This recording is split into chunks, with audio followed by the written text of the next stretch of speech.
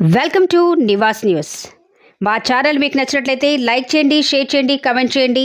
మర్చిపోకుండా బెల్ సింబల్ని క్లిక్ చేయండి. సబ్స్క్రైబ్ చేయటం మర్చిపోకండి. ములుగులో ఘనంగా ప్రజాపాలన దినోత్సవ వేడుకలు. త్రివర్ణ పతాకాన్ని ఆవిష్కరించిన తెలంగాణ రాష్ట్ర మంత్రి సీతక్క. ములుగు జిల్లా నివాస్ న్యూస్. జిల్లా కలెక్టరేట్ కార్యాలయం ఆవరణలో మంగళవారం ప్రజాపాలనా దినోత్సవ వేడుకలు అట్టహాసంగా జరిగాయి. ఈ వేడుకలకు జిల్లా యంత్రాంగం విస్తృత స్థాయిలో ఏర్పాట్లు చేసింది.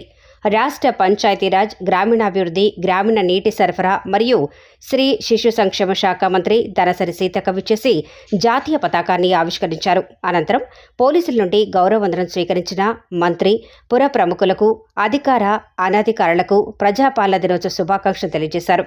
ఈ సందర్భంగా జిల్లా ప్రగతిని, సెప్టెంబర్ 17 ప్రాముఖ్యతను వివరిస్తూ